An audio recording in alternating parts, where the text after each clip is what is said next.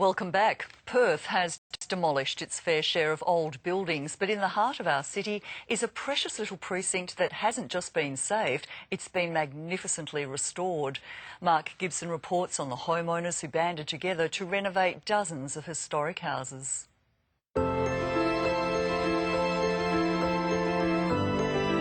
It's such a unique area.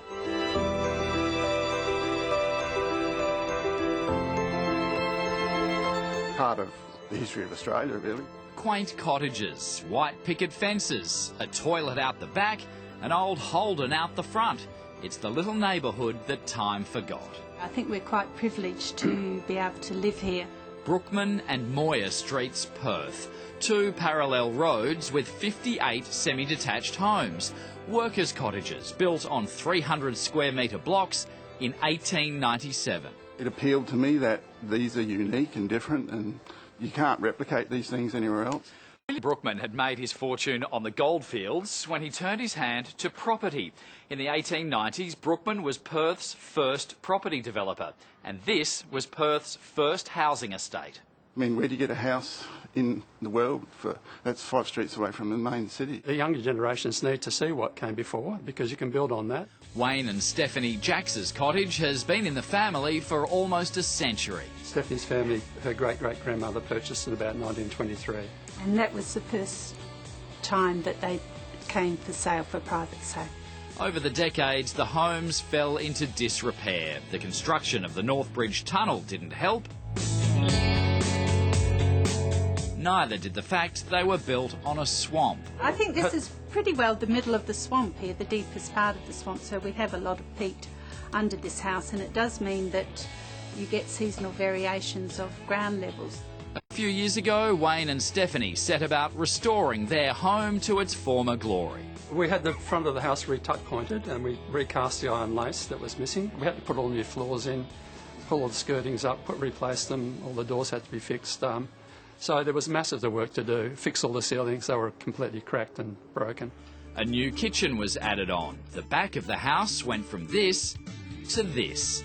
The stunning transformation prompting many of the neighbours to follow suit. Before they knew it, the two streets were returning to the way they were. Well, I didn't know anything about the history of the street. Mike Eastcott bought his place 4 years ago with a plan to renovate and sell.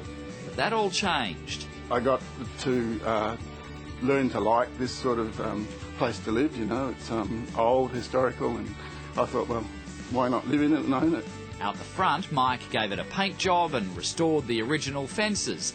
Inside, a total makeover. It's a modern home. It's got the old characteristics still, because by heritage you can't change that, but it's had a total refit. From Mary on Brookman Street to Carol on Moir Street, millions of dollars have been spent by proud homeowners restoring this precious piece of Perth's past. Everybody knows that the developers over the years took away a lot of those beautiful buildings in Perth. They're all gone. What's brilliant about this precinct is that it's still very much intact. Graham Gammy from the State Heritage Office. You can go there now and you can see how people lived back in the 1890s, which is really quite a significant period just after the gold boom in WA.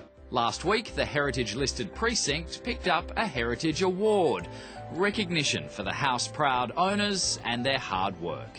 And it creates a whole sense of community, shared purpose, and just a very special sense of what this place is all about. They have students come down the street getting taught about history, and they use this street as a way of teaching the students. I think it's important to keep that. It is a labour of love. But it's all worth it? Well worth doing. Yeah, well worth it. Well worth doing.